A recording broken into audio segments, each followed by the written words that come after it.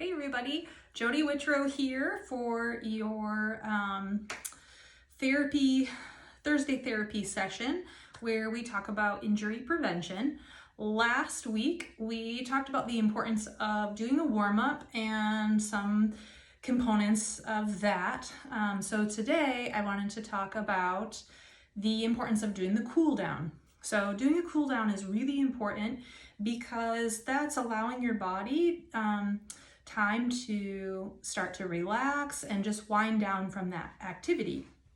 It's letting your muscles know that they don't need to be working as hard as they just were, and they can start to stretch and elongate. That can actually help speed up your recovery time. So when you are doing your workout or playing your sport or whatever, you're oftentimes pushing your body, you're developing fatigue in those muscles, which is the whole point, that allows them to grow and get stronger. But part of that process is releasing chemicals like lactic acid that can sit in the muscle and can make it sore. So when you do a proper cool down, it can actually help flush some of that out of the system. Still very likely to have some delayed onset muscle soreness, but it can help.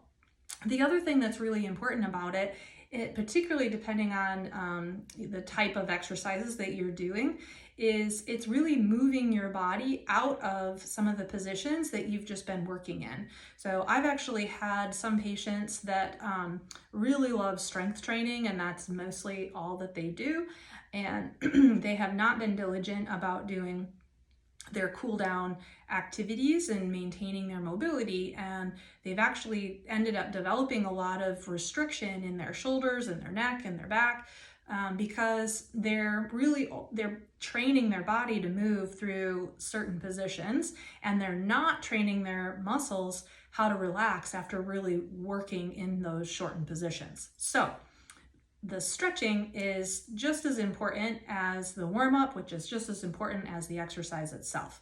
So I wanted to just quickly go over components of stretching that will help it to be more effective. So when you're doing a stretch as a cool down, you want it to be a prolonged hold. And what that means is you don't want to just hold that stretch for 5 seconds and then move on, because that doesn't give the body time to really accommodate and learn from that activity. So when you're doing a cool down stretch, you want to be holding it anywhere between 30 seconds and 2 minutes. So people respond at different rates, and the literature is a little conflicted as to what the best amount of time is. Some people actually have permanent lengthening that starts around 30 seconds. Other people, that permanent lengthening happens around 90 seconds. And then for myofascial lengthening, sometimes it takes up to 2 minutes. So depending on where your tension is and what is lengthening, you want to accommodate the stretch a little bit longer. So I would just encourage you to kind of pay attention to your body and see when you start to feel like things are letting go and loosening some, and holding it, a little bit longer than that. So if you hold a stretch for 30 seconds and you feel like not a thing has happened, it feels just as tight as it was when you started, then you may need to hold it longer. Typically, if you're holding it more than 2 minutes, it's not going to hurt you, but it may not necessarily help you. And a lot of us are kind of short on time, so I would say, that's just something to be mindful of. Is 30 to 120 seconds is kind of the time range for optimal benefit of a cool down stretch, depending on you and how you're feeling. So there's a ton of different stretches that can be done. I'm going to show you just a few that can be really helpful that sometimes people get kind of wrong. The first one is a calf stretch. So you actually have 2 muscles in your calf. There's a gastrocnemius. Well, you have more than 2 muscles, but the main muscles that we stretch are the gastrocnemius and the soleus. A lot of us are really great about stretching the gastrocnemius, but we kind of forget about the soleus, and they're equally as important. So I'm just going to move my camera here so that you can see what I'm doing. So to stretch your calf, again, there's different ways that you can do this, but a really common way is just like a running calf stretch, they call it. So you're gonna put one leg back behind you. The back leg is the one that's gonna be stretching.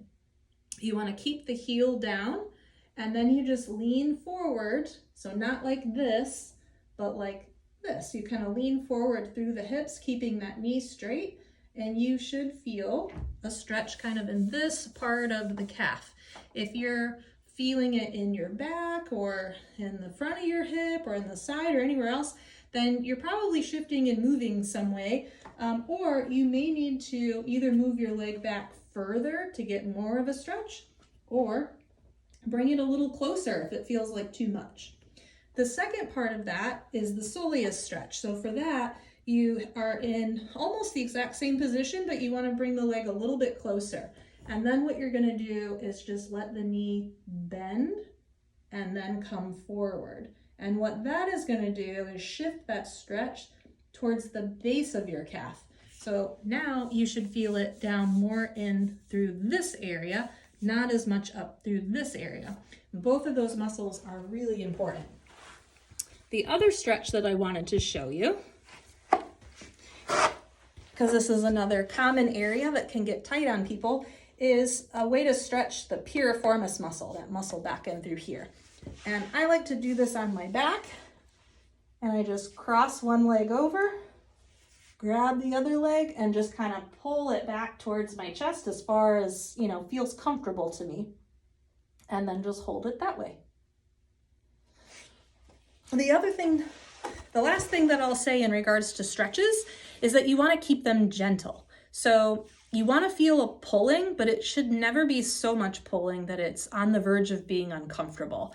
That can actually stimulate the muscles to contract in order to protect against that stretch, which is the exact opposite of what we're trying to do. So just to recap, when you're stretching, which is a great way to cool down, you want to hold your stretches 30 to 120 seconds, and you want them to be gentle. So never painful and never an extreme pull, just a gentle pull. And that should help you get the most benefit from them. So let me know what you think and if you have any questions.